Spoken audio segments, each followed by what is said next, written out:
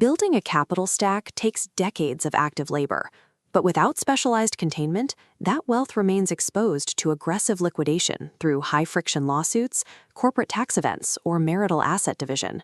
Traditional consumer banks are designed to facilitate paper currency transactions, not to insulate net worth. Retail accounts expose your asset perimeter and impose limits that strip away your control over large-scale transfers. To prevent this exposure, the elite disconnect identity from title. Separating the individual from the legal owner makes the portfolio invisible. Once established, capital is routed into 5 specific containment layers, each serving a different defensive function, from tax deferral to shielding physical assets. This isn't about speculation. It's about calculating how to maintain capital velocity over decades by ensuring that no single legal or political event can crack the entire structure. Vault 1 consists of public equities and bonds, but treated as a defensive outer wall rather than a growth engine. The priority here isn't chasing a 10% return. It's structured ownership that keeps the assets out of your personal name. Consider the Pritzker family office. When they took Hyatt Hotels public, they didn't hold their shares individually. They utilized a matrix of 11 distinct private trusts to manage the transition. By keeping the Hyatt equity behind a trust firewall, they could extract recurring corporate dividend distributions for years. They avoided a massive capital gains tax event because they never actually liquidated their core position on the public exchange. If public stocks are the wall, Vault 2, private businesses, is the engine room.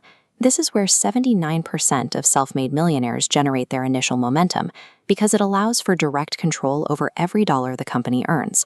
The elite avoid volatile tech startups. They prioritize businesses with sticky, recurring revenue, like food processing plants, or pest control operations with municipal contracts. These utilities are decoupled from the panics of the public stock market. Using the lemonade stand model, an operator funnels inbound cash directly back into physical assets and equipment. This compounds the value of the company while keeping the gains untaxed, as the money stays within the corporate structure rather than being taken as personal income. This creates a closed loop. Vault 2 generates the cash, and Vault 1's trust architecture ensures that cash is never leaked back to the state through probate or estate taxes. Vault 3 holds non-correlated tangibles, such as fine art, rare wine vintages, and high-end watches. These assets operate outside the traditional fiat system, meaning their value isn't tied to interest rate shifts or central bank policies. Mitchell and Emily Rales used this to their advantage during the 2008 crash. While public markets dropped, they acquired more art. They then used the collection as collateral for tax-free credit lines, accessing cash without ever selling a single piece. To maintain anonymity, these assets are often stored in extra-territorial free ports, like those in Luxembourg. These are secure, sovereign storage zones where hundreds of millions in art sit stacked with zero customs duties and no public record of ownership.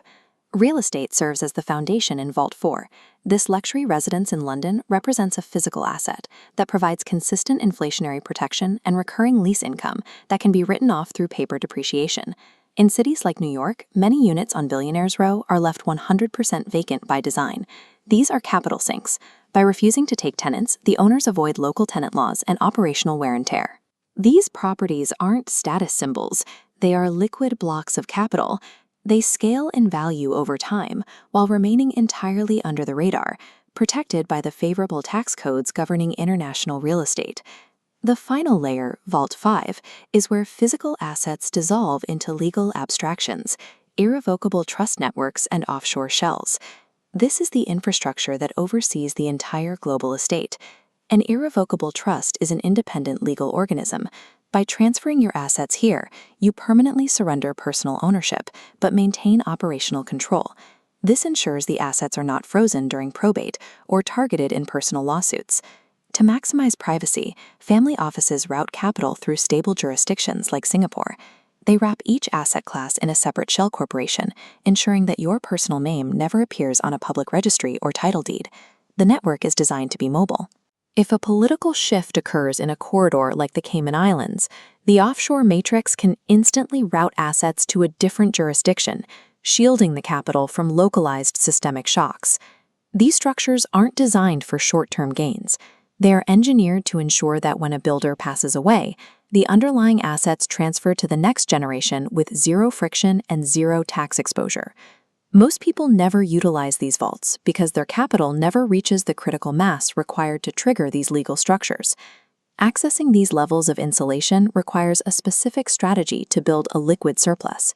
If you already have over $100,000 in liquid reserves, you have reached the entry point for structural automation. The Norway model is the standard. Automate every dollar of excess into low-cost index funds and core equities to let time execute the compounding equation.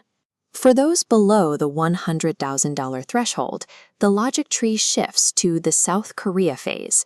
Here, the primary asset isn't cash, it's your uncompensated hours.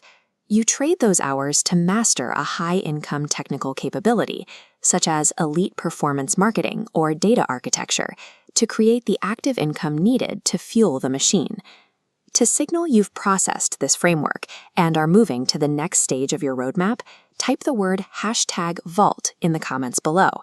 You can continue holding paper cash on an exposed ledger, or you can begin the process of building an asset engine designed for long-term sovereignty. The choice depends on how you value your time.